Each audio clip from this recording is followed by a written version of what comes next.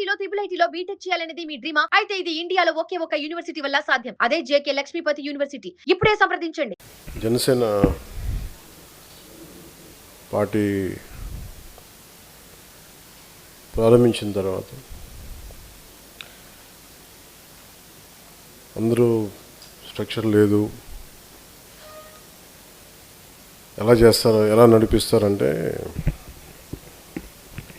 మన దగ్గర ఉన్నది ఆ రోజున మీ అందరి ఒక వైల్డ్ అభిమానం, అంతే ఇష్టం. నా ప్రయత్నం అంతా ఏంటంటే, నా మీద ఉన్న ఇష్టాన్ని, నా మీద ఉన్న ప్రేమని, లేదంటే నా ఆలోచన విధాన్ని నచ్చిన మీకు నా మీద ఉన్న ఇష్టాన్ని, నా మీద ఉన్న ప్రేమని, నా కోసం మీరు నిలబడే విధానాన్ని అది దేశం వైపు, సమాజం వైపు, మన రాష్ట్ర అభివృద్ధి వైపు నడిపించాలనుకున్నాను. నా కోరిక అదొక్కటే. ఇదే రాజమండ్రిలో ఒక 10 సంవత్సరాల క్రితం వస్తే మన జన సైనికులందరూ బైకులు తీసుకొని సైలెన్సర్లు పీకేసి సౌండ్లు చేసేవాళ్ళు. అంత రా ఎనర్జీ ఉండదు. అలాంటి వాళ్ళు ఇప్పుడు ఎవరు లేరు ఇక్కడ. వాళ్ళు ఇప్పుడు ఎంత డిసిప్లిన్గా అయిపోయారంటే, పి గన్నవరంలో ఒక కార్పెంటర్ పనిచేస్తూ,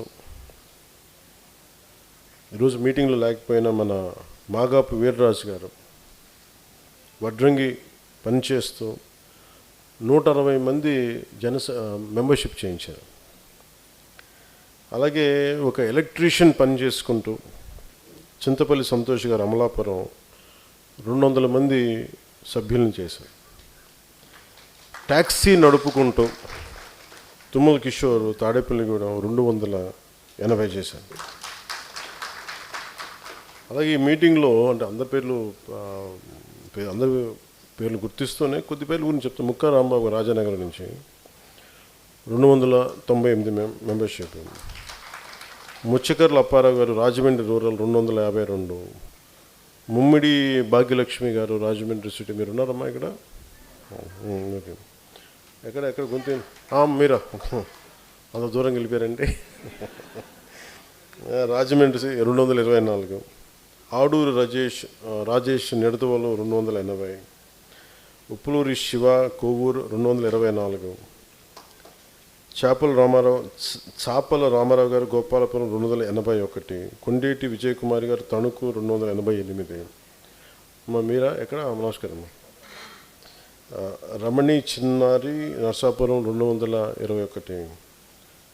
బొజ్జాల్ లోవారాజు గారు పిఠాపురం 281. గనిశెట్టి లలితా దుర్గా గారు అమలాపురం 270. ఇవి మచ్చుకి చిన్న ఉదాహరణ చెప్తున్నాను. మీరు ఊహించండి, ఒక కార్పెంటర్ పని చేసుకుంటూ, ఒక ట్యాక్సీ నడుపుతూ, ఒక ఎలక్ట్రీషియన్ పని చేసుకుంటూ, ఇంట్లో బాధ్యతలు చూసుకుంటూ వచ్చిన గృహిణులు వీళ్ళందరూ కూర్చొని ఏ బేసిస్ మీద జనసేనకి ఇంత మెంబర్షిప్ చేశారంటే, దీని భావజాలం చాలా ఆకట్టుకుంటూనే చేస్తారు. ఇన్ని సంవత్సరాలు ఒక పుష్కర కాలం ఎంత బలంగా నడపగలిగామంటే, మీ అందరిలో ఉన్న ఒక ఆవేదన, ఒక కోపం, దానికి జనసేన ప్లాట్ఫామ్ అయింది. నేను దానికి ఒక ఫల్క్రమ్ లాగా ఒక సెంటర్ ఫిగర్ అయ్యాను. నేను దీన్ని ఒక బాధ్యతగా నడిపించాలి అని 10-12 సంవత్సరాలు, అంతకుముందు నాకున్న 2007 అనుభవం తీసేస్తే 14 నుంచి లెక్క పెట్టుకుంటే దాదాపు ఈరోజుకి ఒక పుష్కర కాలం బలంగా నిలబడి ఉండటం వల్ల ఈరోజు జనసేన 21 lakh మెంబర్షిప్ వచ్చాం. ఇది చాలా ఆర్గానిక్గా జరిగింది. ఇప్పుడు పార్టీ నడపడానికి ఇప్పుడు నేను ఎందుకు ఫస్ట్ టైం నిన్న మాట్లాడిన స్పీచ్ నిన్న మాట్లాడకూడదు, ఈరోజు మాట్లాడాలి. యాక్చువల్గా మీతో మాట్లాడదామని మైండ్లో ఉండింది, కానీ అది నేను ఆ సమయానికి అది వచ్చి మాట్లాడేశాను. మీ ఇందాక ఆలోచిస్తాను మీతో ఏం మాట్లాడాలనుకుంటున్నాను.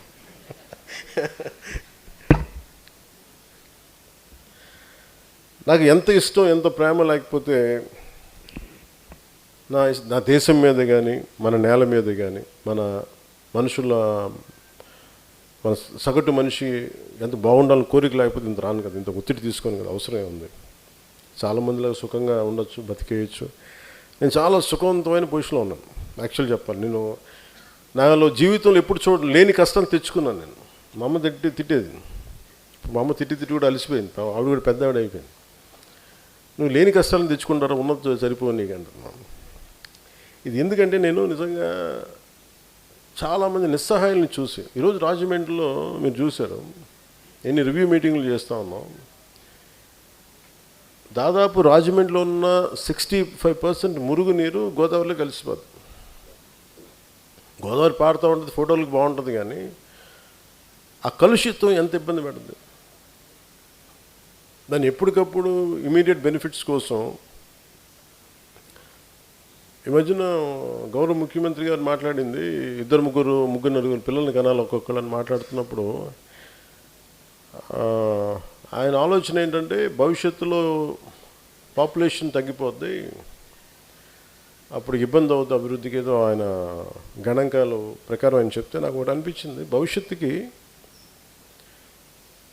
ఆరోగ్యకరమైన వాతావరణం ఇవ్వడం కూడా మన బాధ్యత కదా అనిపించింది. పిల్లల్ని కనేస్తారు కనిపించేసామో కానీ. సో నా వంతుగా నేను ఏం చేశానంటే ఈరోజు కూర్చోబెట్టి అంటే 8 అంటే ఎంత అధికార యంత్రాంగం అందరూ కూర్చొని 8,000 కోట్ల పైచిలకు పుష్కరాలకు అవుద్ది. ఆ దాంట్లో ఏ నదిలో అయితే స్నానం చేయాలో ఆ నదిలో 70% 65 నుంచి 70% మురుగునీరంతా, లక్షల మంది వాడే మురుగునీరంతా గోదావరిలో కలిపేస్తుంటే దానికి బడ్జెట్ లేదు అసలు. ఎంతసేపు రోడ్లు ఘాట్లు లేదంటే మన మిగతా అన్ని చూశారు కానీ ఎక్కడ కనిపించలే. సో ఆ గ్యాప్ ఉంది చూసారా. ఇప్పుడు సగటు ఏంటి ఎవ్వరు మామూలుగా వీళ్ళల్లో మాట్లాడుకుంటారు, బయటికి మాట్లాడుకోరు. ఎందుకు పొలిటికల్లో దీనివల్ల బెనిఫిట్ ఉండదు, డివిడెండ్ ఉండదు దీంట్లో. అందరూ వదిలేసింది పట్టుకోవటమే జనసేన ప్రత్యేకత. చూడకపోవడం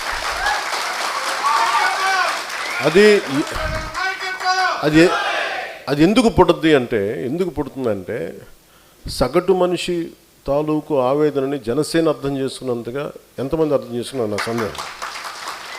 దాని నుంచి ఉత్పన్నమైన ఇవన్నీ. సో మీరు ఆ భావాన్ని మీరు సంపూర్ణంగా మీరు అలవర్చుకుంటే, if you become an embodiment of Janasena ideology, మీరు జనసేన భావజాలానికి మీరు ఒక రూపం అనేది మీరు కల్పిస్తారు. మీరైతే మార్పు చాలా తక్కువ వ్యవధిలో వస్తుంది మార్పు. మరి దానికి మనం చేయాలంటే మనం ఏం చేయాలి పార్టీ పరంగా అంటే we have to be an extremely discipline force ఉండాలి. ఒక వ్యవస్థను నడపాలి అంటే నేను అన్నీ మాట్లాడతా, కులాల గురించి మాట్లాడతాను, మతాల గురించి దేనికి మాట్లాడతానంటే ఒక డాక్టర్ దగ్గరికి ఒక జబ్బు వెళ్తే డాక్టర్ ఏం మాట్లాడితే, బాబు నీకు ఇక్కడ ముక్కు బాగాలేదమ్మా, నీకు ఇక్కడ గుండెల్లో ఒక జబ్బుని వాళ్ళు ఎక్స్ప్లెయిన్ చేస్తారు, గుర్తిస్తారు రకరకాల టెస్టులు పెట్టి. అలాగే నాకు సోషల్ డాక్టరింగ్ ఇష్టం. నాకు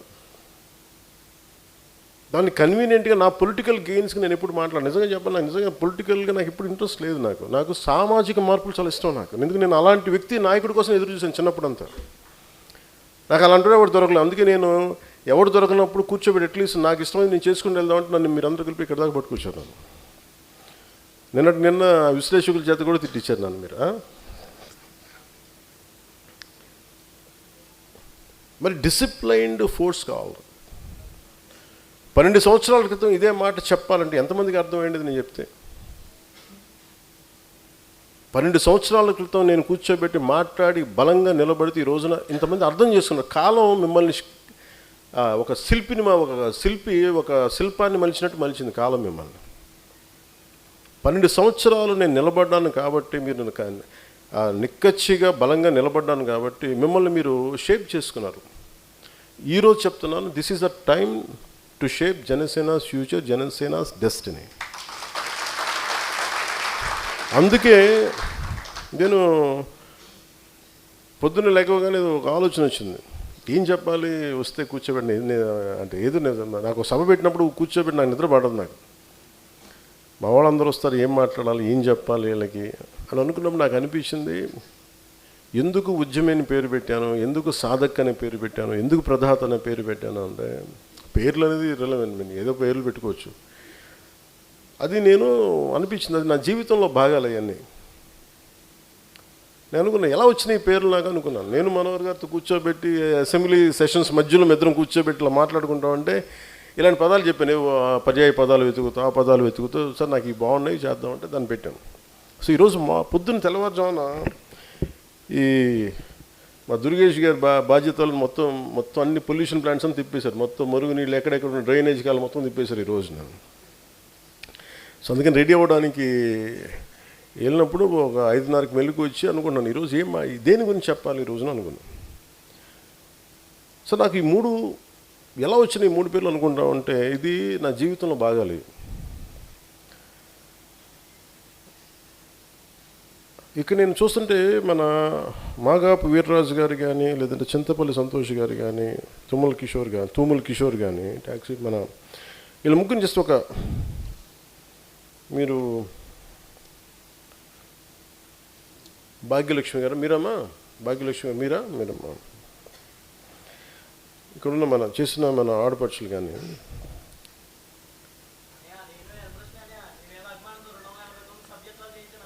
నీ పేరు నేను మర్చిపోలేదు, అందుకనే కదా పిలిచింది. అందుకనే కదా ఉన్నాం. నేనేం చెప్పానంటే నాకు వేల సంఖ్య అవసరం లేదు, 10 మంది ఆర్గానిక్ చేసి నాకు వాళ్ళు కావాలి. ఇది ఎందుకు చెప్పానంటే ఇది మార్నింగ్ లేచినప్పుడు ఎందుకు చెప్తున్నానంటే నేను అందరిని ఇండివిజువల్ గుర్తిస్తాను. నాకు ఇలా కాదు, మన దగ్గర దాదాపు 20,000 మంది ఈ సాధక్ డ్రైవ్ చేసిన సాధకులుగా ఉన్నారు. సో నేను వివరిస్తాను ఎందుకు మీరు సాధక్ అనే పదం ఇవన్నీ. మనం ఒక అవగాహన ఉన్నప్పుడు, ఒక నేసెంట్ స్టేజ్లో ఉన్నప్పుడు, లేదంటే మనం ఎదుగుతున్న పరిణామ దశలో ఉన్నప్పుడు, సమాజాన్ని చూస్తున్నప్పుడు ఒక చిన్న కోపం వస్తే, ఒక అన్యాయం చూసినప్పుడు, ఒక మురుగునీటిని శుద్ధి చేయకుండా కాలంలోకి వదిలేసినప్పుడు, తాగే నీళ్లు కలుషితం అయిపోతుంది. సగటు మనిషికి ఒక వ్యక్తికి చిన్నపిల్లడు కోపం వస్తుంది. ఎవరి మీద కోపం చూపించాలో తెలియదు, కానీ అన్యాయం జరుగుతుంది తెలుస్తుంది. అది కొద్దిగా ముందుకెళ్తే అది ఒక ఉద్యమకారుడి రూపం వస్తుంది. దాన్ని ఉద్యమిస్తాడు, దానికి ఏది వాళ్ళతో మాట్లాడటం లేదంటే ముందుకెళ్ళడం. కానీ దానిని కొన్ని సంవత్సరాల పాటు పట్టుకుంటే ఒక సాధకుడిగా మారుతాడు. సాధకుడు అనేది ఇట్స్ స్పిరిచువల్ వర్డ్, యాక్చువల్గా పొలిటికల్ వర్డ్ కాదు. సాధక్ అంటే ఒక సాధన చేసేవాడు, స్పిరిచువల్ సాధన చేసేవాడు సాధక్ అంటారు. నేను రాజకీయాలని స్పిరిచువల్ సాధనగా పెట్టుకున్నాను. ఎందుకంటే నేను వెళ్ళిపోయి నేను కూర్చోబెట్టి యోగాలు చేసుకుంటూ ఇవన్నీ పెట్టుకుంటూ నేను చాలా సుఖంగా ఉండిపోవచ్చు. నాకు యోగ సాధనలో కూడా స్వార్థమే కనిపించింది. నాకు ఆ యోగ సాధనని వదిలేసి రాజకీయాలు నా యోగ సాధనగా పెట్టుకున్నాను నేను. సో అందుకు నా జీవితం ఉద్యమించే వ్యక్తి ఆలోచన విధానం నుంచి సాధకుడిగా మారింది. సాధకుడిగా ఒక 12 సంవత్సరాలు నలిగిన తర్వాత, సాధకుడు ముందు ఉద్యమించాను, చాలా సంవత్సరాలు మాట్లాడాను, ఏదో సినిమాలో చెప్పాను, కొంత పాలిటిక్స్ చేశాను, కొంత అప్పుడు కూడా రాజకీయ ప్రస్థానం చేశాను, ఉద్యమించాను. ఒక 12 సంవత్సరాలు సాధకుడిగా నలిగాను. ఇప్పుడు నాకు ఈ పరిస్థితి ఏముందంటే నేను ఇవ్వగలను, నా అనుభవాన్ని ఇవ్వగలను, ప్రదాత, నా డబ్బులు ఇవ్వగలను, నేను కొంతమంది బాధ్యతలు పంచుకోగలను. ప్రదాత అంటే ఇవ్వగలిగేవాడు, నాట్ జస్ట్ మనీ, తన జీవిత సర్వస్వాన్ని. నాకు ఈ 3 స్టేజెస్ కనిపించినాయి. So you are in second stage. అంటే దీనికి మెడల్స్ ఏమి ఉండవు. ఇది మన కోసం మనం చేసుకునే పని. నాకు ఎవరు గుర్తిస్తారని కూడా నేను చేయలేదు. నేను నా కోసం నా నేల అనుకుని చేశాను, నా దేశం అనుకుని చేశాను. అందుకే ఒక ఉద్యమించే మనస్తత్వం నుంచి ఒక సాధకుడిగా మారి 12 సంవత్సరాల పార్టీని ఓటముల మీద ఓటములు తీసుకుంటూ తిట్లు మీద తిట్లు తింటూ ఇక్కడ దాకా తీసుకొచ్చానంటే ఎంత బలం ఉండాలి మీరు ఆలోచించి, ఎంత తట్టుకునే శక్తి ఉండాలి. నా చేతిలో ఉన్న ఉంగరంకున్న ఈ భగవంతుడి శక్తి తప్ప నా దగ్గర ఇంకేం లేదు. నా దగ్గర కన్నీళ్ళు పెట్టేసుకుంటారు చాలామంది, కదిలిపోతారు, పారిపోవాలనుకుంటారు. మీకు తెలుసు ఇలాంటి బాధలు ఎలా ఉంటాయి. కానీ నేను నిలబడ్డాను దానికి. దేనికంటే నేను ఒక్కడిని వీగిపోతే చాలా లక్షల మంది నన్ను నమ్మేవాళ్ళు బలహీనపడిపోతారని చెప్పి అలాగే తట్టుకుని ఉంటా ఉండేవాడిని. ఎప్పుడు మాట్లాడితే నన్ను ఎంత కన్వీనియంట్గా తిడతారంటే, నన్ను ఒకసారి ఏమో కుల ప్రస్తావన పట్టుకొస్తారు. నేను నిజంగా పూర్తిగా సోషలిస్టిక్ ఐడియాలజీ మాట్లాడినప్పుడు నన్ను ఎవరు అసలు ఇది ప్రాక్టికల్ ఐడియాలజీ కాదండి. మరి ఏది ప్రాక్టికల్ ఐడియాలజీ అంటే నేను కూర్చోబెట్టి కాస్ట్ అంటారు. అసలు నాకు కులాలు ఎంత విసుగు వచ్చేసిందంటే, ఈ రోజున గోదావరి నీళ్ళు మనం తాగాలంటే ఒక్కొక్క కులానికి ఒకలా పనిచేస్తాయా? మురుగునీరు గోదావరిలో కలుషితం అయిపోతుంటే మీకు కూర్చోబెట్టి ఒక్కొక్క కులానికి ఎక్కువగా పనిచేయడం, ఇంకొక కులానికి తక్కువగా పనిచేయడం, అందరికీ సమానంగా, మతానికి సంబంధం లేదు, అందరూ సమానంగా పోతాం నీళ్ళు తాగితే. ఆ స్థాయిలో ఉన్నాయి. సో నేను ఇవన్నీ ఆలోచించి సమ్వేర్ ఎక్కడో మనం దీనికి ఒక యూనివర్సల్ థాట్ పట్టుకోద్దాం, మోర్ ప్రాక్టికల్ థాట్ అని తీసుకొచ్చి ఇక్కడ దాకా నడుపుకుంటూ వచ్చాను. నా మీద ఇష్టంతో బైక్ హారన్లోనూ మనం కూర్చోబెట్టి మన సైలెన్సర్లు పీకేసి బైక్ సౌండ్ల దగ్గర నుంచి వచ్చే యువత ఈ రోజున బాధ్యత గల నాయకులు అయ్యారు చాలా చాలా నియోజకవర్గాలు. అంటే వాళ్ళు నిరంతరం నేను చెప్పి మాట్లాడి అసలు ఇంట్లో నుంచి బయటికి రాని వాళ్ళు ఎవరని అడగాను, మీ పేరేంటమ్మా? హసీనా గారు, షేక్ హసీనా. ఇక్కడున్న ఆడపడుచులు అందరూ వాళ్ళు అంతకుముందు ఒక 15 సంవత్సరాల క్రితం ఇళ్ళలోంచి చెప్పిన బయటకు వచ్చేవాళ్ళు అడగాను, అసలు ఇప్పుడు వచ్చేవాళ్ళు కాదు. కాబట్టి ఏ ధైర్యంతో వచ్చారంటే నేను చెప్పాను, మీలో నుంచి బలమైన నాయకులు రావాలి. మీరు ఇళ్లలోంచి మీకున్న నిజంగా గృహిణులకు ఉన్నంత కోపం పాలిటిక్స్ మీద అవగాహనకి ఎవరికి మగాళ్ళు కూడా అంత ఉండదు అనిపిస్తుంది ఒకసారి. మీకు వచ్చి ఎంత ఎదురు తిరగా అసలు నేనేమిటి లాగిపెట్టి కొట్టి మా అమ్మ దగ్గర వింటా ఉండేవాడిని అన్నీ నాకు అందుకు తెలుసు. మీరు అందరూ మా పిన్నుల దగ్గర మా అక్కల దగ్గర వింటేవాడిని. సో నాకు ఇంట్లో ఆ కోపాలు ఎలా ఉంటాయో తెలుసు నాకు. సో అందుకని నాకు జనసేన ఆడపడుచులకి చాలా ఉన్నతమైన స్థానం ఇవ్వాలన్న నా కోరిక. దానికి నమ్మి మీరు నిలబడ్డందుకు ఇక్కడ ఉన్న మీ తరపున జనసేనలో ఉన్న వీర మహిళలందరికీ మనస్ఫూర్తిగా మీకు నేను హృదయపూర్వకంగా పేరు పేరున ప్రతి ఒక్కరికి నా ధన్యవాదాలు. మీరు నన్ను నమ్మి నిలబడినందుకు నేను నా గుండెల లోతుల నుంచి మీకు నేను నా కృతజ్ఞతలు తెలియజేస్తాను. అంటే యుద్ధం చేయాలంటే వీరతల కింద యుద్ధం మీరు పంపించాలి. మీరు విజయం సాధించాలి. మీ దీవెనలు పంపించకపోతే మీకేం జరిగి మేమేం గెలుస్తాం ఇక్కడి నుంచి. అంటే మీ దీవెనలు, అందుకనే నేను మిమ్మల్ని బలమైన వ్యక్తిత్వం ఉన్న వ్యక్తులుగా తీర్చిదిద్దాలనుకున్నాను.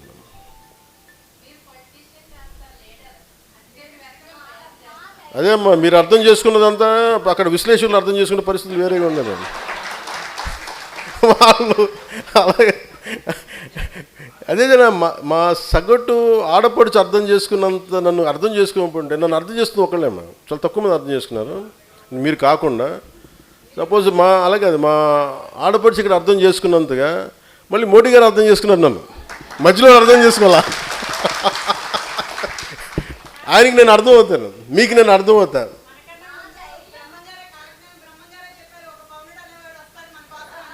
ఏమో అంటే నాకు బ్రహ్మంగారి కాలజ్ఞానం ఏమైపోయిందంటమ్మా, బ్రహ్మంగారి కాలజ్ఞానం చాలా వింతగా ఉంటుంది. ఎవరు ఏ నాయకుడు వస్తే ముందుగా అక్కడ స్థానికంగా ఒక పాత పేపర్లో కొంచెం కాఫీ వేసేసి పాత తెలుగులో రాసేస్తారంట. పాపం బ్రహ్మంగారు రాసేలేదు. అలాగే నాకు మీరు చెప్తుంటే నాకు అది గుర్తు వచ్చింది ఒకప్పుడు అంతకుముందు. అందుకని నాకు ఏదనంటే కాలజ్ఞానంలో ఉందా లేదా నాకు తెలియదు కానీ ఓకే ఓకే సంతోషం ఓకే.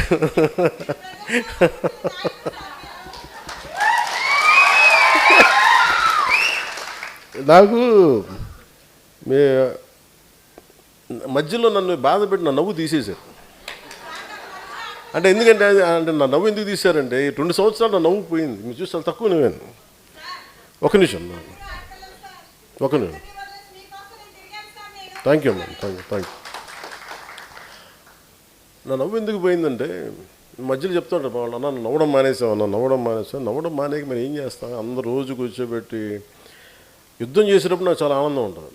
ఎందుకంటే పోతాం కాబట్టి పర్లేదు, బాగా యుద్ధం చేద్దాం అనుకుంటున్నాం.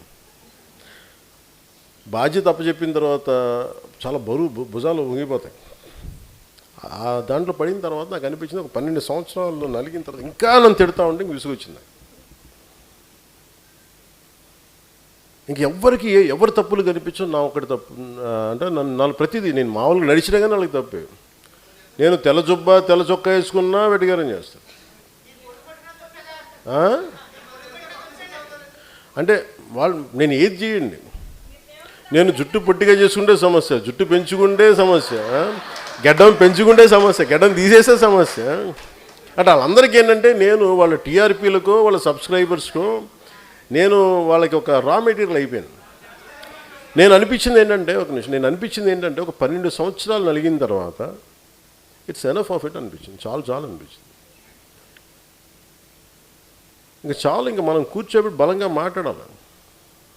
ఒక 12 సంవత్సరాల తర్వాత ఒక పార్టీని నడిపాను. దాని నుంచి వచ్చిన ఆత్మవిశ్వాసం, దాని నుంచి వచ్చిన బలం, అది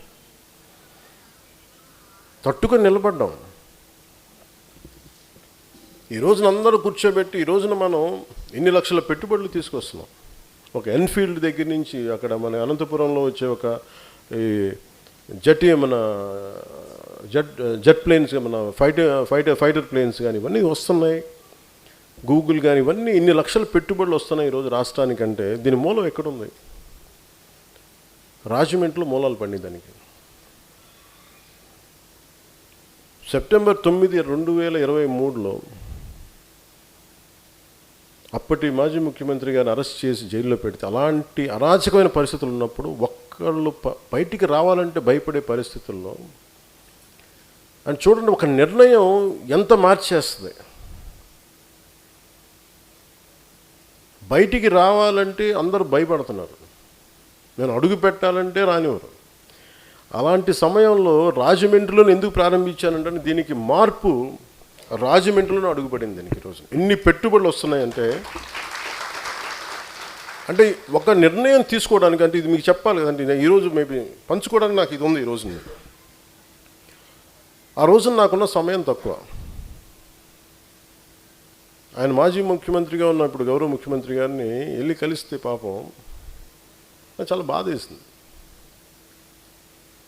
అరే పాపం ఈయన ఇన్ని సంవత్సరాలు చేశారు, ఒక నగరానికి రూపకల్పన చేశారు. ఎంత కష్టమో నాకు తెలుసు. ఒక ఇల్లు కట్టడమే కష్టం అనుకుంటే ఒక నగరాన్ని రూపకల్పన చేయడం చాలా శక్తి సామర్థ్యత ఉండాలి. నేను ఒక వ్యక్తిగా చూశాను ఆయన్ని, ఒక బలమైన నాయకుడిగా చూశాను. పాప అలాంటి ఆయన్ని కూర్చోబెట్టి రాజమండ్రి జైలు కట్టించిన ఆయన వ్యక్తిని రాజమండ్రి జైల్లో పెట్టారు వీళ్ళు. ఆయనతో చూసి నాకు నిజంగా బాధేస్తుంది. నేను ఆయన చాలాసార్లు విభేదించాను కదా, 2018లో విభేదించాను. కానీ ఆ విభేదాలు పాలసీ పరంగా ఉంటాయి తప్ప ఆయన ఒకళ్ళు నాశనం అయిపోవాలో ఒకళ్ళు పాడైపోవాలో అని ఉండదు. సో నాకు ఆ రోజు ఏమనిపించింది, ఆయన జైలుకి వెళ్ళగానే నా దగ్గరికి చాలామంది నాకు సలహాలు ఇవ్వడం కొత్తగా పుట్టుకొచ్చేసారు. అప్పుడు దాకా వదిలేసిన వాళ్ళు అందరూ నన్ను సడన్గా వచ్చేసి ఇప్పుడు మంచి సమయాన్ని పార్టీని డెవలప్ చేయాల్సిన టైం ఇదే, ఆయన జైలుకి వెళ్ళిపోయారు, మీరే కూర్చోబెట్టి ఇప్పుడు మొత్తం లీడ్ చేస్తే మొత్తం ఇటు తిరిగిపోయి యూ విల్ బికమ్ సీఎం అని. నాకేమనిపించిందంటే అసలు ఒక ఇల్లాజికల్గా అనిపించింది. అంటే ఒకళ్ళు మనం ఎదగాలి అంటే ఒకళ్ళు జైలుకి వెళ్ళిపోవాలి, మనం ఎదగాలంటే వాళ్ళు భౌతికంగా ఇక్కడ ఉండకూడదు. ఇలాంటి దౌర్భాగ్యపు ఆలోచన మీద ఒకటి పార్టీ పెట్టాడంటే వాడు ఎంత దిగజారుడు వ్యక్తి ఏంటో చెప్పండి. నాకు అనిపించింది ఇలాంటి దిగజారుడు ఆలోచన నాకు ఉండవా, నాకు కూర్చోబెట్టి వదిలేసిన అయిపోయిన తర్వాత మళ్ళీ ఆయన కలవడానికి వెళ్ళినప్పుడు నాకు నిజంగా బాధ కలిగింది. అరే పాపం ఆయన చూసిన తర్వాత ఈరోజు భవిష్యత్తు చాలా ప్రశ్నార్థకంగా మారిపోయింది, అయోమయంగా మారిపోయింది.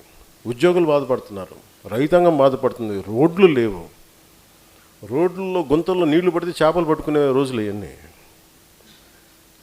అలాంటి పరిస్థితుల్లో ఎవరన్నా మాట్లాడితే కేసులు పెట్టారు, సోషల్ మీడియా కానీ ఇంకోటి కానీ కేసులు పెడతా ఉంటే ఆ ఇంట్లో ఆడపడుచుని తిట్టే వ్యక్తులు, ఇట్లాంటి అందరి మధ్యలో మాట్లాడాలంటే భవిష్యత్తులో ఏం చేస్తారు, 30 సంవత్సరాలు వీళ్ళే ఉంటారంట, ఏం చేస్తాం, ఐఏఎస్లు ఐపీఎస్లు అందరూ కూడా ఇష్టారాజ్యం తిట్టేసేవాళ్ళు. అలాంటి పరిస్థితుల్లో నాకు ఒకటే అనిపించింది, నా వ్యక్తిగత ఎదుగుదల కంటే కూడా దేశం రాష్ట్రం ఎదుగుదల చాలా చాలా అవసరం, ప్రజల తాలూకు భద్రత చాలా అవసరం అనిపించింది. సో నాకు ఆ రోజు చంద్రబాబు గారితో మాట్లాడి రావడానికి ఆ నిర్ణయం చెప్పడానికి నాకేముంది సమయం, ఆయన నాకేమి ఇది చెప్పు అది చెప్పు నేను చెప్పలా, మన అండగా ఉండాల్సిన సమయం అనేది నేను అర్థం చేసుకున్నాను. ఆ జైలు నుంచి బయటకు వచ్చినప్పుడు నా మైండ్లో ఎంత ఉందో మీరు చెప్పండి. మీకు రాజమండ్రి జైలు నుంచి ఆ రోడ్డుకి రావడానికి మీకు ఎంత ఉంటుందో, 2 నిమిషాలు ఉంటుందా, 2 మినిట్స్ కరెక్ట్గా ఒక 120 సెకండ్లు. ఎందుకంటే ఆ రూమ్ గది నుంచి కిందకి రావాలంటే మెట్లు ఉన్నాయి కాబట్టి మెట్లో మనం ఎక్కువ ఆలోచించి కింద పడిపోతాం కాబట్టి ఆలోచించాను కాబట్టి జైలు అక్కడి నుంచి బయటికి వచ్చి ఆ రోడ్డుకి వచ్చినట్టు కరెక్ట్గా 2 నిమిషాలు తేడా. అంటే 120 సెకండ్లో నా నిర్ణయం చెప్పాలి. ఏం ఆలోచించవచ్చు, ప్రస్తుతం ఏ నిర్ణయం తీసుకోకుండా వాయిదేద్దాంలే, ఆయన క్షేమంగా బయటికి రావాలని కోరుకున్నానని చెప్పచ్చు, లేదా ఇంకొక చాలా లోపాయకారిగా మాట్లాడి తప్పించుకోవచ్చు, లేదా నేను ఢిల్లీ వెళ్ళి ప్రధానమంత్రితో మాట్లాడి దీన్ని న్యాయం చేస్తానని చెప్పచ్చు. ఇవేం చెప్పలే. సార్ ఇది నా నేల కోసం నేను నిర్ణయం తీసుకుంటాను, నేను ఎవరిని అడగను అనుకున్నాను. సార్ అందుకని నేను అలయన్స్ని ప్రకటించాను. కానీ అంటే నేను ఆ 120 సెకండ్లే పట్టింది. ఎవరికి ఫోన్లు చేస్తాను చెప్పండి? ఫోన్లు కూడా తీసుకెళ్ళడానికి లేదు జైలుకి వెళ్తే. అందుకని ఫోన్లన్నీ మేము కారులో పెట్టాం. ఆ రోజు సాయంత్రానికి జాతీయ స్థాయి బీజేపీ నాయకులందరూ నువ్వు పొత్తులు ఉండి ఎలా పెడతావు నేను చెప్పాను. అంతకుముందు పరిస్థితులు తెలుసు కదా, చెప్పాను సార్ ఇది అరాచకంగా ఉంది అంటే వాళ్ళు కూడా పెద్ద మనసుతో అర్థం చేసుకున్నాను నేను తీసుకున్న నిర్ణయం. అంటే నా మీద అంత అపారమైన నమ్మకం వాళ్ళకి. నేను ఒక నిర్ణయం తీసుకున్నాను అంటే చాలా హేతువుతో తీసుకుంటాడు ఈ వ్యక్తి, చాలా రేషనల్గా చాలా లాజికల్గా ఆలోచించి తీసుకుంటాడు తప్ప భావోద్వేగంతో ఒక ఆవేశంతో తీసుకునే వ్యక్తి కాదని వాళ్ళు నన్ను ఒక సంవత్సరాలుగా చూశారు కాబట్టి నన్ను నమ్మారు అన్నమాట. ఆ రోజు నమ్మకమే ఈ రోజున మన లక్షల కోట్ల పెట్టుబడికి మూలాధారం. అంటే నా చిత్తశుద్ధిని చూపించడం నేను ఇలా చేస్తున్నప్పుడు నేను ఒక్కొక్క కులానికి ఎలా ఇండివిజువల్గా న్యాయం చేస్తాను చెప్పండి. అంటే ఎన్నిసార్లు ఎలా మాట్లాడతారంటే అంత ఏమ్మా ఇంట్లో చాలా ఫోన్లు వచ్చినాయా, అమ్మ అనిపించింది ఎవరో పాప ఎవరు మాట్లాడినట్టునా? ఓ అదే కూర్చోండి, థ్యాంక్ యూ.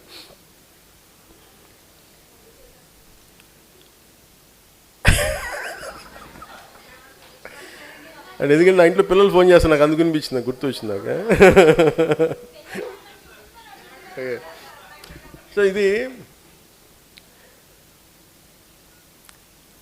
నేను చాలాసార్లు ఈ సందర్భంగా రాజమండ్రి చాలా కాస్ట్ వీటి గురించి మాట్లాడింది. ఈ మధ్యన ఎంత తిట్టేస్తానంటే విశ్లేషిస్తూ కూడా నన్ను వాళ్ళు విశ్లేషణకి ఇంకా అర్థం పర్థం లేదు అలాగే.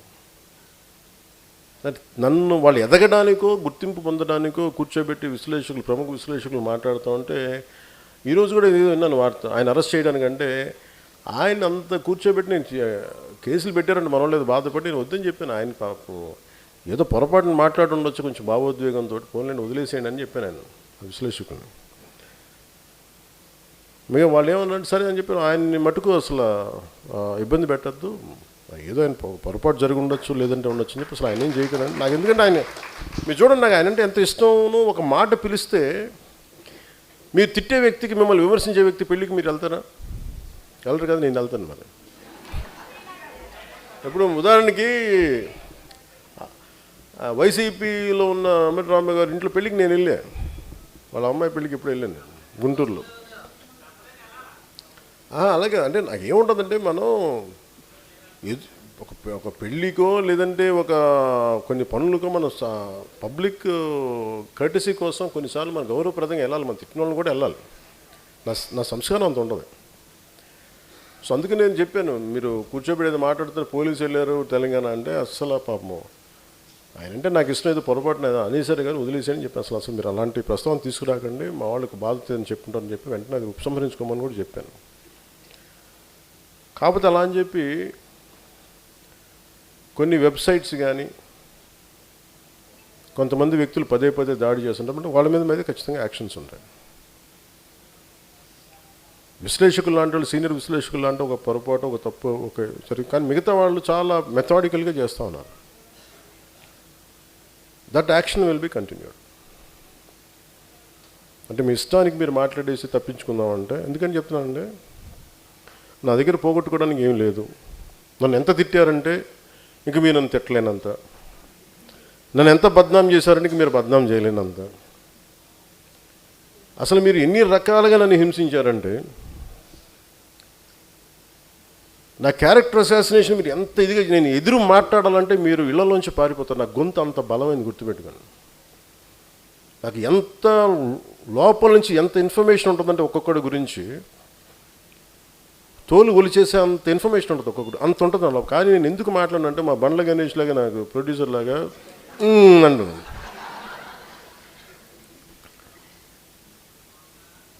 అని ఎందుకు చెప్తా అంటే అసలు ఎంతని కూడా పెట్టుకుంటూ వదిలేదు. కానీ నాకు ఇప్పుడు ఏమనిపించిందంటే as we are building an organisation, very committed discipline organisation, మన ఫైట్ కూడా స్ట్రక్చర్డ్గా ఉండాలి.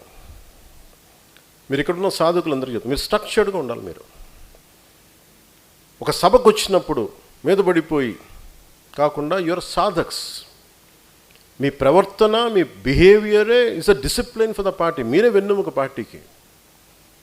మీరు బలంగా గట్టిగా నిలబడితే భయపడాలి అందరూ. మీరు ఒక్కొక్క 200 మందిని 100 మందిని మీరు మెంబర్షిప్ చేయగలిగారని మీరు ఎంత కదిలించి ఉండాలి, ఒక్కొక్కడిని ఎన్ని చెప్పు ఉండాలి. నేను అది గుర్తించాను మిమ్మల్ని. దాంట్లో ఒక 100 రూపాయలు 400 రూపాయలు నేను చూడాల. ఎంతమందిని మీరు కన్విన్స్ చేసిన ఇలా మాట్లాడాలి. నాదెండ్ల మనోహర్ గారి నియోజకవర్గం తెనాల్లో ఆయన టైలరింగ్ వృత్తి చేస్తారు. ఆయన పేరేంటి సార్? నాగరాజు గారు అంట. ఆయన టైలరింగ్ వృత్తి చేస్తా పొద్దునుంచి సాయంత్రం టైలరింగ్ చేసి సాయంత్రం ఒక 4 గంటలు అందరి ఇళ్ళకి వెళ్ళి పార్టీ సిద్ధాంతాలు చెప్పి మెంబర్షిప్ చేశాను. వాళ్ళు ఎవరు పేర్లు తెలియదు, నాకు తెలుసు వాళ్ళందరి పేర్లు. మీరు అందరూ అనుకోవచ్చు నా పక్కన ఉన్న దుర్గేష్ గారి పేరు, మనోహర్ గారు లేదు, నాకు తెలుసు. మీ అందరి పేర్లు తెలుస్తుంది నాకు. ఎందుకంటే నేను కూర్చోబెట్టి నేను చదువుతూ ఉంటాను, డేటా తెప్పించుకుంటాను. ఇలా ఉంటుంది డేటా నా దగ్గర. ఒక్కొక్కళ్ళది పేర్లు పెట్టి పిలిపించుకుంటాను. ఏం చేశారు వీళ్ళు, ఎందుకు ఈ మీటింగ్ పెట్టానంటే 2000 చేసిన వాళ్ళని పిలవాలి, 3000 చేసిన వాళ్ళు పిలవాలి, 10 చేసిన వాళ్ళు వదిలేరండి. నేను చెప్పాను ప్రతి ఒక్కళ్ళని చేసిన కూడా నేను కలుస్తాను అందరినీ. ఎందుకంటే ఈరోజు నేను సంపాదించే సంపాదన మీరే.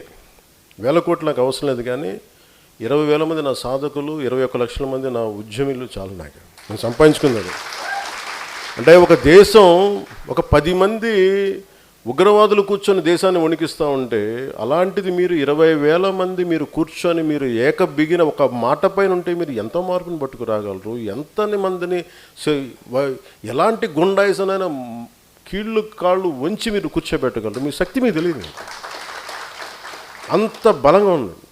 సో నాకు ఐ నీడ్ డిసిప్లిన్. ఈ మాట మాట్లాడాలి, ఎందుకు మాట్లాడతాం, ఈ మాట మాట్లాడకూడదు, ఎందుకు మాట్లాడడం.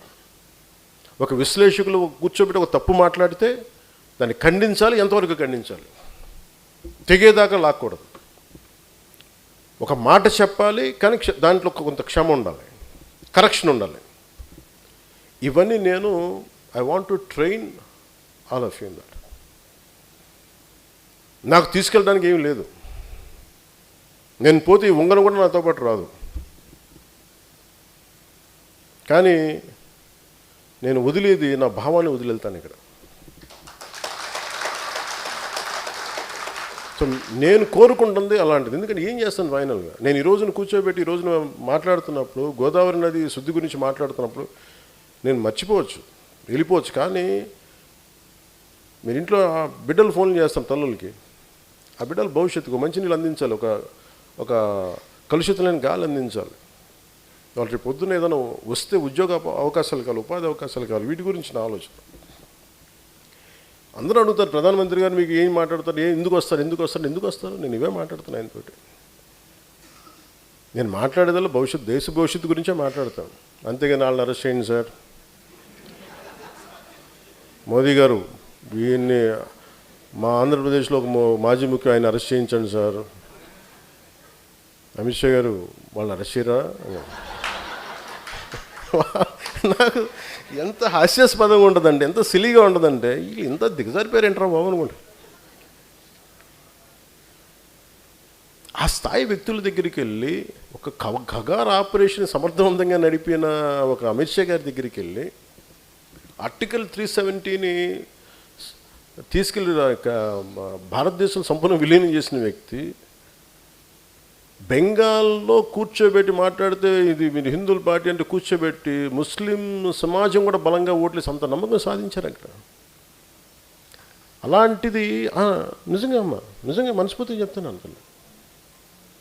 నేను సనాతన ధర్మం అంటే చాలామంది ఏమనుకుంటారంటే కూర్చోబెట్టి వీడు మూర్ఖమైన హిందూ ముస్లిం బతికినప్పుడు, అట్లా ఎందుకు అనుకుంటామా? మిమ్మల్ని మీరు ఎందుకు వచ్చారు, మీరు అర్థం చేసుకున్నందుకు మిగతా వాళ్ళు అర్థం చేసుకుంటే అసలు నన్ను ఆ మాట మాట్లాడతారా హసీనా గారు? నేను ఇలాంటి కూర్చోబెట్టి మాట్లాడే వ్యక్తులతో నేనంటే వెళ్ళి సార్ ఆయన అరెస్ట్ చేయండి సార్, ఇంత దిగజారుడుగా మాట్లాడతాను. దానికి కథనాలు మళ్ళీ విశ్లేషకులు ఇప్పుడు చెప్పండి, ఇప్పుడు మనం ఏం జరిగి ఉండొచ్చు అంటారు. అది యాక్చువల్గా ఏం జరిగిందంటే అండి, ఆ రోజున ఢిల్లీలో మీకు గుర్తే ఉన్నట్టు పవన్ కళ్యాణ్ ఆ రోజున అక్కడి నుంచి హైదరాబాద్ వెళ్ళారు ఫ్లైట్లో, వారిని కలవటం జరిగింది. ఆ జరిగిన 32 నిమిషాలు 29 నిమిషాల 34 సెకండ్లలో 4 నిమిషం 32 సెకండ్లో ఇది లేవనెత్తారంట. ఆయన 6 నిమిషాల మటుకు లేదు దీన్ని ఖండించారు. ఇంత గొప్పగా చెప్తారు మహానుభావులు. వీళ్ళందరూ కింద కూర్చున్నాను చెప్పండి. ఓకే ఓకే ఓకే అండి. దే నేను మనోహర్ గారికి చెప్పను నేనేం మాట్లాడాను. ఆయనకేం తెలుస్తుంది. ఏం మాట్లాడతాం నిజంగా ఆ స్థాయి వ్యక్తులు ఏం మాట్లాడతాం అంటే నేను కోర్టులు చెప్పాలండి. ఈ దేశ ప్రధాన న్యాయమూర్తులకి ఒక మాజీ ముఖ్యమంత్రి ఇన్ని కేసులు పెట్టాడు అని నేను చెప్పాలా? ఆంధ్రప్రదేశ్ హైకోర్టు న్యాయమూర్తులకి నేను చెప్పాలా? వాళ్ళకి తెలియదా? సిబిఐ కోర్టులకి నేను చెప్పాలా? వాళ్ళకి తెలియదా? ఎవరు దోషులో ఏం చేస్తున్నారో తెలియదా? ఆగమ్మ విను.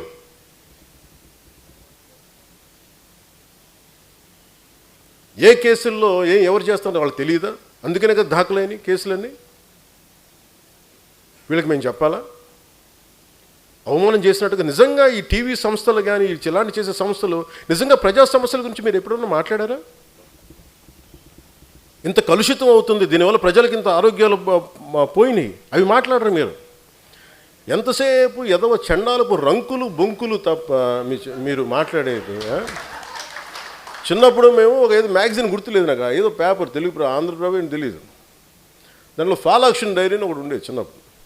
ఎప్పుడు చూడు దాంట్లో మొత్తం చూస్తే వాడు రంకులు మాకు అనిపించింది. మేము చదువుతుంది మా అమ్మ తిట్టేది, ఇదేంటో ఈ ఛానల్ని చందమంతో పాటు అది కూడా చదివాడు అని నాకు అనిపించేది. అట్లాగే మేము ఏదైనా చూద్దామంటే ప్రజలకి విఘ్నత కలిగించే మాటలు మాట్లాడతారా? విజ్ఞానం కలిగించే మాటలు చెప్తారు. ఎందుకంటే దానివల్ల ఓట్లు పడవు. పవన్ కళ్యాణ్ అని ఎవరిని తిడితే, పవన్ కళ్యాణ్ అని అమిత్ షా గారు కూర్చోబెట్టి ఒక కథనం కలిగితే చూస్తారు. నిజంగా మీరు వెళ్ళి కూర్చోబెట్టి ఎంత సమస్యలు ఉన్నాయి, 33,000 32,000 మంది ఆ రోజున మనకి గత ప్రభుత్వంలో వెళ్ళిపోయారు నేను చెప్తే అందరూ అపహాస్యం చేశారు, నన్ను కేసులు పెట్టారు. మరి అదే హోంశాఖ కూర్చోబెట్టి పార్లమెంట్లో చెప్పింది, మరి డేటా రిలీజ్ చేసింది. ఆ రిలీజ్ చేసినప్పుడు వీటి గురించి ఎవరు మాట్లాడరు. ఈ చండాలపు రంకులు బొంకులు ఈ చండాలం తప్ప ఏ రోజున బాధ్యతగా కూర్చోబెట్టి మాట్లాడారా? ఇది దీని మీద మీరు యుద్ధం చేయాలి. ఉద్యమీలు కానీ సాధక్స్ కానీ మీరు గట్టిగా మాట్లాడాలి. ఇటువంటి మీద ఎవరు ఏం చేస్తాం మాకెందుకు, ఎవరి వ్యక్తిగత జీవితం మీరు ఏం చేస్తా నాకు నేను ఎప్పుడు మాట్లాడాను. మన ఎమ్మెల్యేస్ కూడా ఇదే చెప్పారు, మేము నలిగి ఇక్కడ దాకా వస్తే మీ పర్సనల్ కాంటాక్ట్ తోటి మీరు దిగజార్చగానే చేసించాలని అభ్యర్థించాను అందరు. 14 సంవత్సరాలు మా వాళ్ళు రోడ్ల మీద పడి నలిగి కేసులు పెట్టించుకొని వస్తే మీరు తక్కువని ఎమ్మెల్యేలు అయిపోయి మీరు కూర్చొని దిగజార్చకండి, ఇంకా చాలా మీరు కూర్చోబెట్టి మీరు ఇద్దరికి నమస్కారం పెడతానని చెప్పాను ఇద్దరికి.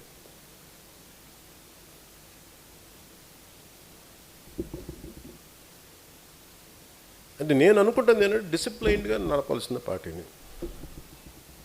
You should be ideologically driven cadre or సాధక్స్. మీరు ఎందుకు మాట మాట్లాడుతున్నారు, మీరు ఏం చేయబోతున్నారు, మీకు ఎందుకు ఒక పర్పస్ లేకపోతే please let us not do politics, let us not be in a political party, let's not be in Janasena. కేరళలో ఎందుకు జనసేనకు వచ్చారు? అక్కడ నా కులం ఉంది. అక్కడ తమిళనాడులో మురుగన్ మానాడికి వెళ్తే అక్కడ 10 లక్షల మంది అక్కడ కూర్చోబెట్టి నా కులం ఉంటుందా? మన భావాల్ని మనం అర్థం చేసుకునే వ్యక్తులు ఉంటారు కాబట్టి వస్తారు. ఎక్కడో తమిళనాడుకి వెళ్తాను, ఎక్కడో మన మహారాష్ట్రకి వెళ్తాను, ఎందుకు వస్తారు అక్కడికి? తెలంగాణలో కూర్చొని ఒక ఎంపీటీసీలుగా గెలుస్తారు, లోకల్ బాడీస్లో గెలుస్తారు. వాళ్ళు నన్ను వచ్చి కలవను కూడా కలవాల, కానీ జెండా పెట్టుకుని గెలిచేశారు, గుర్తుకు పెట్టుకుని గెలిచేశారు చాలామంది. అంటే భావం తాలూకు గొప్పది, భావ తీవ్రత అంత గొప్పది. ప్రజా యుద్ధ నౌకని గద్దర్ గారు కూర్చోబెట్టి నన్ను ఎందుకు ఇష్టపడతారు? ఒక దళిత కులానికి చెందిన ఒక మహాకవి, ఒక మహాగాయకుడు నన్ను చూసి ఎందుకు ఇష్టపడతారు? భావాన్ని చూసి ఇష్టపడతారు. ఇది అర్థం కాకుండా కూర్చోబెట్టి నువ్వు ఇక్కడున్న కొంతమంది నాయకులు ఆంధ్రప్రదేశ్లో నువ్వు కాపులకి ఏం చేసావు, కాపులకి ఏ రోజు నిలబడి నేను చెప్పాను అసలు? నాకు ఎంత విసుకొస్తుంది, మీరు ఎందుకు ఇంత దిగజారుస్తారు? నిజంగా వాళ్ళు ఒకసారి ఈ రోజున సభాముఖంగా వాళ్ళందరికీ చెప్తున్నాయి, మాట్లాడండి. మీకు కూడా చెప్పాలి, ఒకసారి మీరు అనిపిస్తారు ఎందుకు మాట్లాడమంటే, ఈ సందర్భాన్ని పురస్కరించుకొని నన్ను విమర్శించే కాపు నాయకులందరికీ కూడా నా సమాధానం చెప్తాను. 12 సంవత్సరాల తర్వాత నా మౌనాన్ని వీడి చెప్తున్నాను. నేను ఎప్పుడూ వచ్చింది ఒక కులం కోసం రాలా. కాపు నాయకులందరికీ ఇబ్బంది ఉందని చెప్తున్నాను. నేను ఒక కులం కోసం రాలా. నా దేశం కోసం వచ్చాను, నా నేల కోసం వచ్చాను, నా రాష్ట్రం కోసం వచ్చాను. మీరు నన్ను ఒక కుల నాయకుడిగా పెట్టాలనుకుంటే ఒక పని చేస్తాను. నన్ను విమర్శించే కుల నాయకులందరికీ కూడా, కాపు కుల నాయకులందరికీ మీ గురించి ఒక చక్కటి వివరణ ఇస్తాను. మీరే ముఖ్యమంత్రి అభ్యర్థిగా మీ అందరూ ఏకాభిప్రాయం సాధించండి. నన్ను విమర్శించే వాళ్ళందరూ ఒక ఏకాభిప్రాయాన్ని సాధించాలి. ఈ మధ్య నన్ను విమర్శిస్తున్న నాయకుడిని మీ పని చేయండి, మీరే ముఖ్యమంత్రి అభ్యర్థిగా మీరు ప్రకటించుకోండి, మీరు నిలబడండి. సంపూర్ణంగా మీ వెంట ఉండే ఎంతమంది కుల సభ్యులు ఉంటారో వాళ్ళందరితోటి మీరు ముఖ్యమంత్రి అయిపోయిన సంతోషం. నేను కూడా మీకు కంగ్రాచులేట్ నోట్ పంపిస్తాను. మీరు ముఖ్యమంత్రి, నా మీద కూడా కేసులు పెట్టుకోండి, గతంలో వీడు ఇలా చేశాడని చెప్పి, ఇబ్బంది లేదు నాకు. విమర్శించే కాపు నాయకులు కూడా నేను ఒకటే చెప్తున్నాను, మాట్లాడితే రంగా గారిని పట్టుకొస్తారు. జనసేన కూర్చోబెట్టి టీడీపీ కమ్మాయిలు మాట్లాడుతుంటారు. నేను చెప్తాను, మీరు ఇష్టపడే రంగా గారు, ఆయన సతీమణి కమ్మ సామాజిక వర్గానికి చెందిన వ్యక్తి. వాళ్ళ బిడ్డలు, వారిద్దరు పుట్టిన బిడ్డలు ఇద్దరు 2 కులాలకు చెందిన వాళ్ళు అవుతారు. అంటే మీరు ఎంత కన్వీనియంట్గా ఉందంటే మీ రాజకీయం,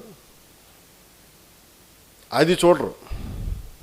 ఆయన బతికున్నప్పుడేమో వైసీపీలో ఉన్న నాయకులందరూ కానీ, ఇక్కడున్న నాయకులందరూ కూడా ఆయన బతికున్నప్పుడు ఒక్కళ్ళు మాట్లాడాలి ఆయన గురించి.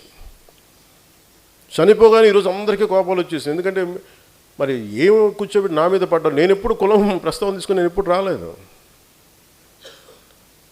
చిన్నప్పుడు ఒకేసారి ఒకసారి నేను చీరాల్లో పెరుగుతున్నాడు, అడిగాను మా అమ్మని, అమ్మ మనం ఏమిట్లని అడిగాను. ఎందుకు ఇలా చండాల ప్రశ్న వేసేది మా అమ్మ. దేనికంటే స్కూల్లో మా ఫ్రెండ్ వాళ్ళ ఇంటికి క్లాస్ ఇంటికి వెళ్తే వాళ్ళ అమ్మ అడిగింది, మీరు ఏమిట్లా అంటే, నువ్వు నోరు మూసుకుని నీకు ఇలాంటి అడగను. ఎందుకంటే మా ఇంట్లో మాకు తెలియదు. మా father being a socialist, it's always about society, మానవత్వాన్ని చూసాం. కానీ కులం అనేది ఒక సోషల్ ఫ్యాక్ట్. మనం పుడతాం దాంట్లో ముందు, అంతేగాని దాంట్లో కూరుకుపోం కదా. దాన్ని అర్థం చేసుకుంటాం, గౌరవిస్తాం. కానీ కూర్చోబెట్టి పదే మాట్లాడడానికి విసుగు వచ్చేసింది నాకు కూడా. ఇంకెంతకాలం మాట్లాడతారా మీరు? ఎంతకాలం మాట్లాడతారు? ఒక్కొక్కళ్ళు మీ గురించి చిట్టా విప్పనా? ఒక్కొక్కడి గురించి చెప్పాలా? ఒక్కొక్కడి గురించి తట్టుకోగలరా? నేను మాట్లాడితే నోరు విప్పితే ఇష్టానికి మాట్లాడతారు ఒక్కొక్కళ్ళు. మనోహర్ గారు కూడా రాకూడదు అంటారు, ఆయన కమ్మంటారు. ఎన్నికైన ఎమ్మెల్యేలు అందరూ ఎవరయ్యా? కాపులు లేరా దాంట్లో? నా పక్కన లింగంనేని రమేష్ గారు ఉంటే ఆయన కమ్మంటారు. ఎక్కడో తెలంగాణను పెట్టుకున్న వ్యక్తిని చూసుకుని ఆయన కమ్మంటారు. ఇంకెవరు ఉండకూడదు. ఇప్పుడు హసీనా కూర్చోబెట్టి కాపులండి, ఏం తల్లి? Thank you. నేను చెప్తున్నా, అంటే నేను చెప్పేది అరే దాటి మాట్లాడదాం, కులాలు మతాలు దాటి వెళ్దాం, ఒకే అర్థం చేసుకుంటాం, మాట్లాడతాం, ప్రతి సమస్యను మాట్లాడతాం. అంటే కూర్చోబెట్టి ఇంకా తగ్గి నాకు విసుగు వచ్చేస్తుంది. ఇంకా నాకు ఓట్లు ఉంటే ఉంటాయి, పోతే పోతాయి. కానీ ఇలాంటి పనికిమాలిన విశ్లేషణలు, పనికిమాలిన ఈ విమర్శలు పెట్టుకుంటే మటుకు చాలా బలంగా సమాధానం ఇస్తాను. ఇది ఫస్ట్ టైము, భవిష్యత్తు అందరి చేత ఇప్పిస్తాను, గుర్తుపెట్టుకోండి. మీ నోళ్ళు మూతపడే వరకు, ఇంకొకసారి నా గురించి మాట్లాడాలంటే మీ నోళ్ళు మూతపడే వరకు అందరి చేత మాట్లాడిస్తాను, గుర్తుపెట్టుకోండి. ఇంకా సభ్యత సంస్కారం కాదు అని చెప్పి నేను మాట్లాడలే. ఇంకా మీరు స్థాయి దాటేశారు. మీరు ఎవడన్నా సరే మీరు మీ వాదనే చెప్తాను, మీ కుల వాదనే చెప్తాను కాపు నాయకులందరికీ.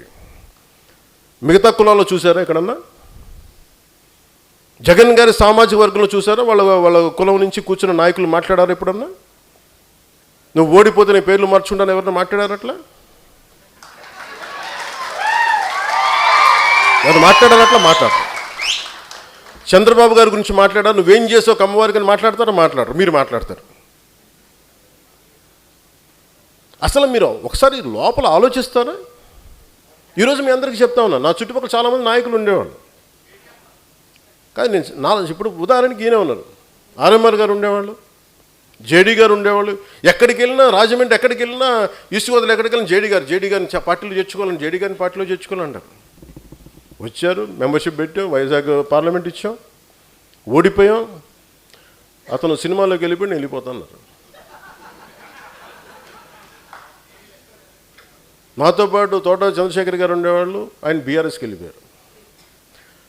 ఇప్పుడు మీరందరూ 3,000 మంది, ఇన్ని వేల మందికి పదవులు వచ్చినాయి. ఎందుకు వస్తాయి? మీరు నిలబడ్డారు కాబట్టి పదవులు వస్తాయి. వాళ్ళు ఉండుంటే వాళ్ళందరూ రాజ్యసభ సభ్యులు అయిపోయాలేమో నాకేం తెలుసు,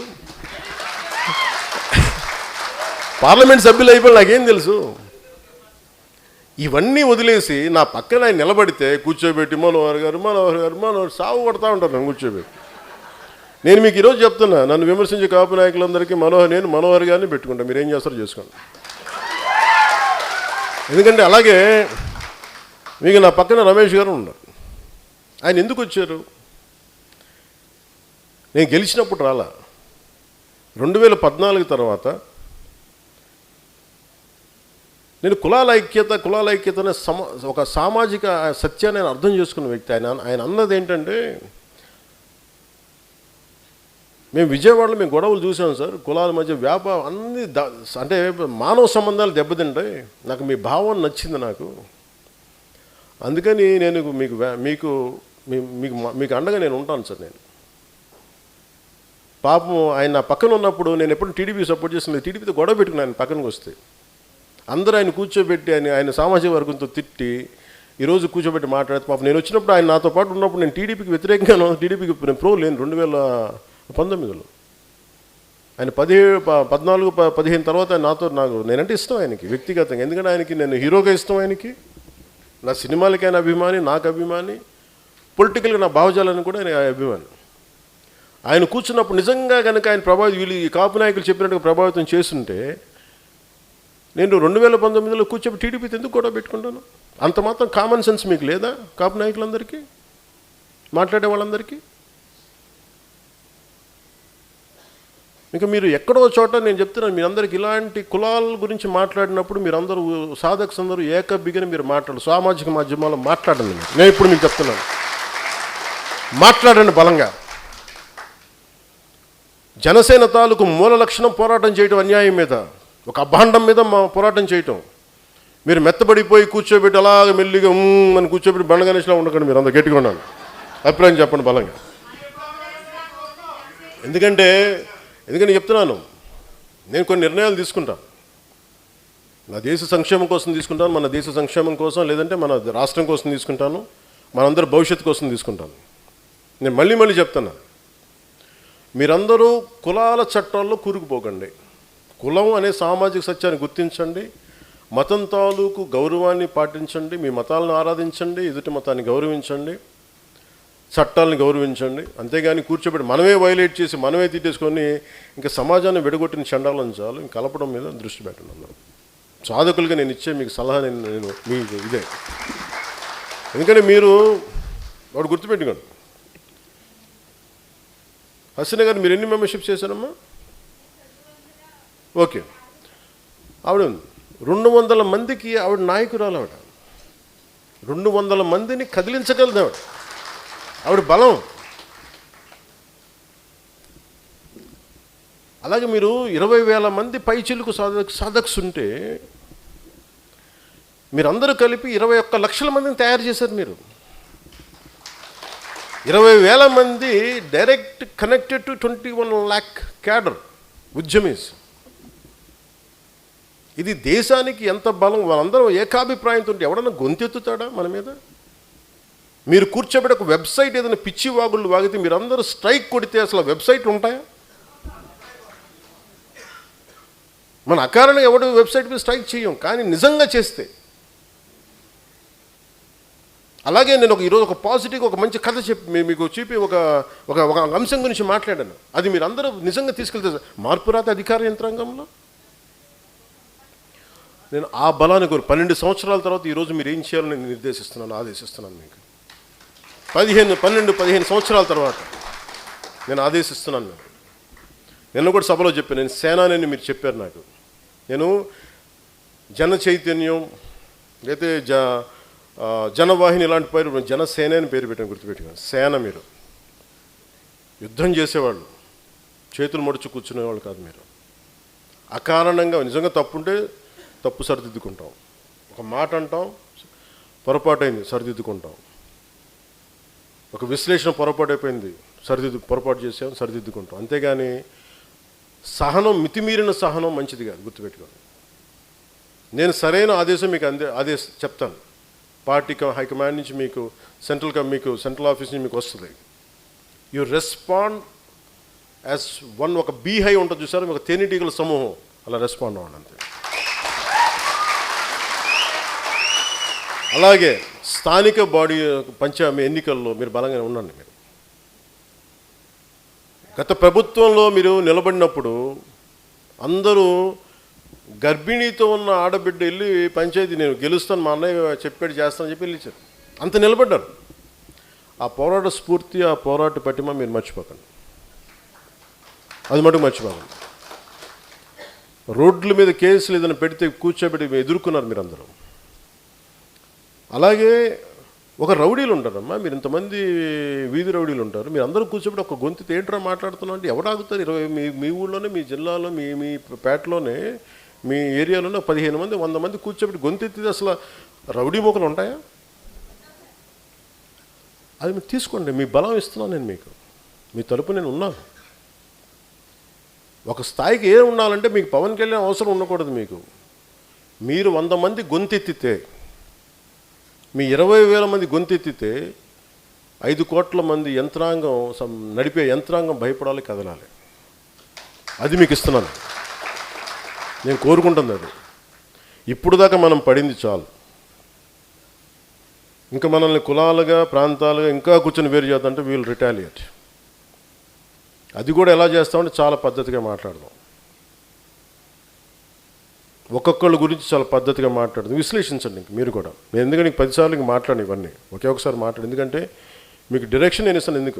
ఎందుకు చెప్పాలని వచ్చిందంటే మిగతా వాళ్ళ గురించి మాట్లాడటం, ఇంకా నన్ను కులపరంగా తిట్టింది చాలు, ఇంక మీరు నోళ్ళు ఆగాలి, ఇంక మీకు చాలు. నేను ఇప్పుడు దాకా మీకు చాలా లాంగ్ రోప్ ఇచ్చాను. కాపు కుల నాయకులందరూ కూడా ఇష్టానికి మాట్లాడారు, మీరు ఇష్టానికి, అకారణంగా పల్లెత్తు మాటం లేదు నేను మిమ్మల్ని ఎప్పుడు ఒక్క మాటంలా. మీరు మా భావజాలానికి, జనసేన భావజాలానికి సంతోషం వస్తే మద్దతు తెలపండి, లేదా మౌనంగా ఉండండి అంతే. ఇష్టారాజ్యంగా మాట్లాడితే మీరు ఏ ఆధారాల మీద మీరు నుంచున్నారో ఆ ఫ్రేమ్వర్క్ అంతా నేను ఎక్స్పోజ్ చేస్తాను, గుర్తుపెట్టుకోండి.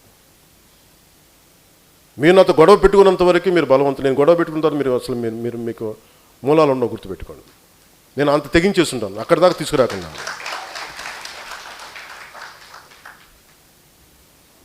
అందుకనే 20,000 మంది సాధకు మీరు కూర్చోబెట్టి మన ఏంటి మాజీ ముఖ్యమంత్రి వైసీపీ వాళ్ళ దగ్గర ఇంతమంది ఉంటారు, అంతమంది ఉంటారు, వాళ్ళ దగ్గర ఎప్పుడు ఒక 100 మంది 150 మంది రౌడీలు ఉంటారండి, చంపేసేవాళ్ళు ఉంటే ఏం చేస్తారా? 150 మందిని 20,000 మంది సాధకులను ఎదిరించగలరు? మనం తెగించినంత ఎవడని తెగించగలరా?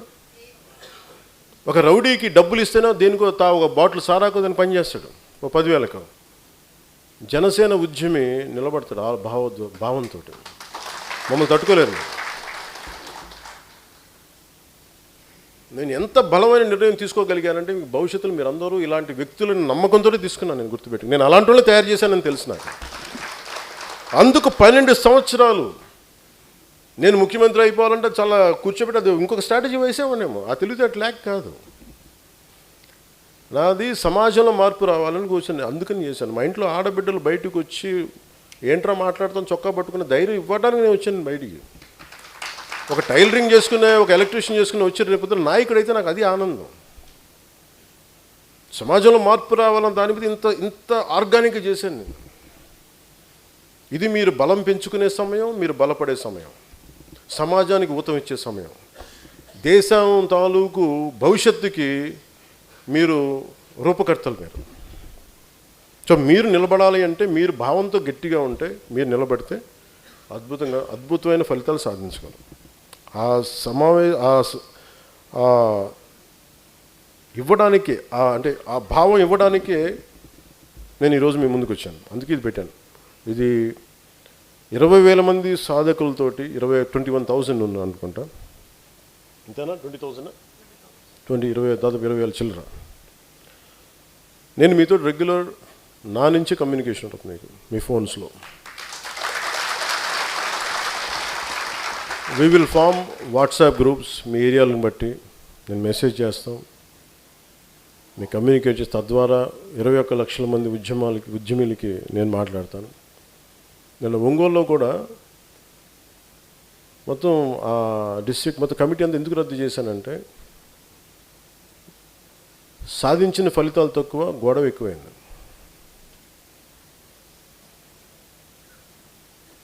సాధించిన ఫలితాలు తక్కువ, గోల ఎక్కువైపోయింది. కొన్ని ప్రాంతాలు, కొన్ని నియోజకవర్గాలు ఉన్నాయి, వాళ్ళని సరి చేసుకోవడానికి నేనేం చేశానంటే, మీ అందరికీ నా నిర్ణయాలు ఎలా ఉంటాయని చెప్పాను. సడన్గా ఇలా అందరినీ తీసేసాడంటే అనుకుంటా. నేను 4-5 సంవత్సరాల నుంచి చెప్తాను వాళ్ళందరికీ, సరిదిద్దుకోండి. నా సహనం చాలా లోతుగా ఉంటుంది. భరించి ఇంకేం చేశానంటే, మళ్ళీ నా ముందే గొడవ పడుతుంటే ఇంక చాలు, ఇంకా ఆపేసేయండి. మళ్ళీ నేను కరెక్ట్ చేసి మళ్ళీ బిగినింగ్ నుంచి పునర్నిర్మాణం చేస్తాను అందరినీ. ఎవరైతే నిజంగా బాధ్యతగా ఉంటారో, డిసిప్లిన్గా ఉంటారో వాళ్ళే ఉంటారు. ఎందుకంటే నేను నడిపేది చాలా నలిగి వచ్చాను నేను పార్టీకి. ఆ భావం మీ దగ్గర లేనప్పుడు, వాళ్ళ దగ్గర లేనప్పుడు, అందుకని కూర్చొని దయచేసి నేను మాట్లాడుతాను, నేను ఫ్రెష్గా స్టార్ట్ చేస్తాను. ఈ రోజు నుంచి నేను దీన్ని లిక్విడేట్ చేస్తాను చెప్పి కమిటీని లిక్విడేట్ చేశాను. సో ఇప్పుడు భవిష్యత్తులో పార్టీ ఎలా జరగబోతుంది, ఎలాగ మెంబర్షిప్ చేస్తున్నాను, ఎలాగ నిర్మాణం చేయబోతున్నాను, ఇది నేను దీని వెనక 2007-2008లో అప్పటి యూత్ వింగ్కి నేను చేసిన స్ట్రక్చర్ ఇది. ఎందుకంటే ఆ రోజు నేను అప్పుడున్న రాజకీయ ప్రస్థానంలో యువత చాలా బలమైన పాత్ర వహించాలనే ఉద్దేశంతో చేసిన స్ట్రక్చర్ ఈరోజు జనసేనకి కోర్ స్ట్రక్చర్. ఇప్పుడు దాకా స్ట్రక్చర్ నేను ఓపెన్ చేయలేదు. ఎందుకు ఓపెన్ చేయలేదంటే, మీకు సాధక బాధలు తెలియకుండా, సమస్యల మీద పోరాటం చేస్తే జ్ఞానం లేకుండా, మీకు పొజిషన్ ఇస్తే మీరు దాన్ని ఎంత సమర్థవంతంగా తీసుకెళ్తారో నాకు తెలియక, నాకు అవగాహన లేక, నాకు నమ్మకం లేక నేను ముందుకు తీసుకెళ్ళాను. 12 సంవత్సరాల తర్వాత మీ అందరి మీద, మీ డిసిప్లైన్డ్ ఎఫర్ట్స్ మీద, మీ కన్సిస్టెన్సీ మీద నాకు నమ్మకం వచ్చి ఈరోజు నేను ఆ స్ట్రక్చరు ప్రతి నియోజకవర్గంలో, ప్రతి పంచాయతీ, ప్రతి మండలంలో కూడా దాన్ని ఎస్టాబ్లిష్ చేస్తాను. అది ఎంత పారదర్శకంగా చేస్తానంటే, మీరే ముందుండి పారదర్శకం చేయండి. నేను మనోహర్ గారిని పంపించను, వాళ్ళు వచ్చి మాట్లాడతారు, అంతేగాని ప్రాసెస్ని గైడ్ చేస్తారు తప్ప అది మీరే, ఆ ప్రాసెస్ని మీరే చేయాలి. ఇప్పుడు నేనేం పెట్టానంటే, ఒక మండలంలో కానీ ఒక నియోజకవర్గంలో కానీ ఇన్ఛార్జిగా పెట్టాలి అంటే, చాలామంది సాధక్స్ కానీ ఉద్యమీస్ కానీ మీరందరూ ఫీడ్బ్యాక్ ఇచ్చిన తర్వాతే నేను ముందుకు తీసుకెళ్తాను. సో అది ఎలా చేస్తున్నాం అని అనటానికి ముందుగా పార్టీ స్ట్రక్చర్ని పార్లమెంట్ 26 పార్లమెంట్స్, 28, 25 పార్లమెంట్స్, ఇది డీలిమిటేషన్తో రాకముందు. ఓకే, అంటే భవిష్యత్తులో పార్లమెంట్ వస్తే ఓకే. సో ప్రస్తుతం ఉన్న పార్లమెంట్ ప్రకారం 25 పార్లమెంట్గా డివైడ్ చేశాం. ఇంకా డీసెంట్రలైజ్ చేయాలి లీడర్షిప్ నందాన్ని. సో దీంట్లో ఒక్కొక్క పార్లమెంట్కి, ఉదాహరణకి దుర్గేష్ గారిని ఉదాహరణకి నేను మన రాజమండ్రికి అంటే ఈయన పెట్టను అనుకోండి ఇక్కడ, ఎందుకంటే ఇక్కడ స్థానికంగా ఉన్న వాళ్ళు పక్క జిల్లాకి పంపిస్తాను. ఆయన మీద నమ్మకం లేక కాదు, నా భయం. ఆయన్ని సపోజ్ ఆయన్ని కూర్చోబెట్టి నర్సాపూర్ పార్లమెంట్కి పంపించాం అనుకోండి, ఆయన ఏం చేస్తారు, మన హసీనా గారిలాగా, ఇక్కడున్న మన నాయకుల్లాగా, అక్కడున్న మన మహిళా నాయకురాల్లాగా కనీసం ఈ పరిశీలన కమిటీ వాళ్ళు దరఖాస్తులే స్వీకరిస్తారు, గుర్తుపెట్టుకోండి. వాళ్ళు మీ అందరికీ కన్ఫ్యూజన్ ఏముంటుందంటే, నేను కమిటీ పంపిస్తున్నాను అనగానే వీళ్ళు ఫైనల్ అనుకుని వీళ్ళు కూడా అథారిటీలాగా ఫీల్ అవుతారు. అలా ఉండదు. ఉదాహరణకి నేను దుర్గేష్ గారిని ఒక పరిశీలకుడిగా పంపించి, చీఫ్ అబ్జర్వర్గా పంపించి, ఆయన కింద ఒక 3 పార్టీ వ్యవహారాలని బాగా ముందుకు నడిపిన ఒక 3 నాయకులు లాంటి స్థానంలో ఉన్న వ్యక్తులు, 3 సాధక్స్, వీళ్ళకి కింద సపోర్టింగ్ టీమ్గా ఒక 20 మంది సాధకులను పెడతాం. వీళ్ళ పని ఏంటంటే, మీ నియోజకవర్గానికి వస్తారు, పార్లమెంట్ నియోజకవర్గం అన్ని నియోజకవర్గాలు తిరుగుతారు, లేదంటే వీళ్ళే మిగతా నియోజకవర్గంలో ఉన్న మన సాధకులు అందరూ కూర్చోబెట్టి వాళ్ళు మీ దరఖాస్తులు ఇవ్వండి. మీరు ఎంతకాలం నుంచి ఉన్నారు, మీరు ఏమి పని చేశారు, మీరు ఏ విభాగాల మీద మీకు ఆసక్తి ఉంది. నాకు పర్యావరణ విభాగం మీద నాకు ఆసక్తి ఉంది, నేను పర్యావరణ విభాగంలో పనిచేస్తాను. నేను ఏంటంటే మెంబర్ టు లీడర్ అని చెప్పాను కదా, దాంట్లో ఈ విభాగంలో నేను పనిచేస్తాను. లేదు నేను సేవాదళంలో ఉంటాను, లేదంటే నేను పార్టీకి చేస్తాను, ఈ విభాగంలో ఉంటాను. ఇవన్నీ మీరు డీటెయిల్గా నేను పంపిస్తాను ఫార్మాట్. అది మీరు ఫిల్ చేసిన తర్వాత దానిని ఇంకొక 1 వీక్ ప్రాసెస్ తీసుకొని then I will announce the committees. ప్రతి నియోజకవర్గానికి there will be an incharge. ఒక ఇన్ఛార్జ్ ఉంటారు. ఆ ఇన్ఛార్జ్తో పాటు పక్కన సపోర్టింగ్ టీమ్గా ఇంకొక 3-4 అదనంగా, ఒక సెక్రటరీస్గా, ట్రెజరర్గా, ఆ పక్కనే ఒక సాలిడ్ టీమ్ మీకు చూపిస్తాను. స్ట్రక్చర్ మీకు చూపించే చేయిస్తాను మీకు.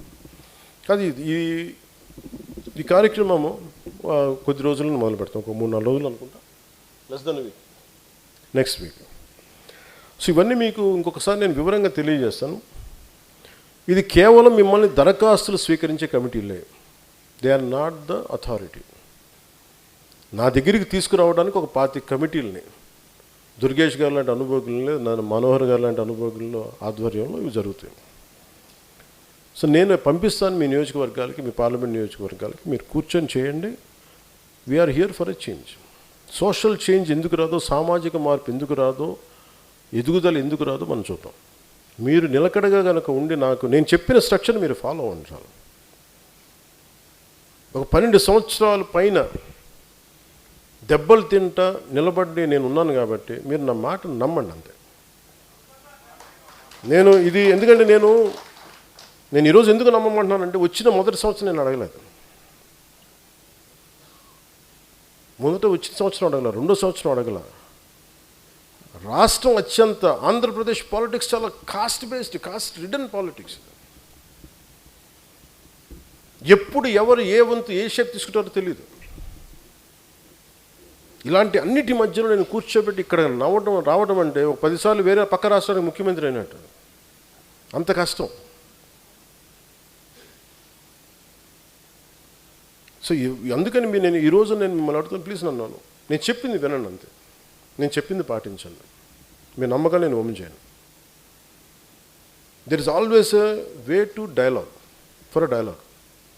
మీరు నాతో విభేదించడానికి కూడా మీకు స్పేస్ ఇస్తాను. దానికి ఒక ప్రత్యేకత ఉంటుంది. దానికి వివాద విమోచన మండలి, ఒక డిసిప్లినరీ కమిటీ లాంటిది ఉంటుంది. దాంట్లో కూర్చొని మాట్లాడుకుందాం. అంతేగాని మీకు మనోహర్ గారు నచ్చకపోయినా, ఇంకొక నాయకులు నచ్చకపోయినా కూర్చొని రోడ్ల మీద సామాజిక మాధ్యమాలు తిడితే అది జనసేన పార్టీకి, అది నాకు వాళ్ళు ఉండరు. I'm very clear about. మీరు ఇష్టారాజ్యంగా మాట్లాడితే అది దట్స్ నాట్ ఎ పార్టీ. అది సంత అవుద్ది, పార్టీ అవుతుంది. ఎవరండి నవీన్, మీరేనా? సత్యమే కదా. మన సంతలోకి వెళ్ళినప్పుడు ఎలా ఉంటుంది, డిసిప్లిన్ ఏముంటుంది, బాబు ఎంత చేపలు ఎంత, ఇలా కూర్చోబెట్టి పులస ఎంత, అది కాదు కదా.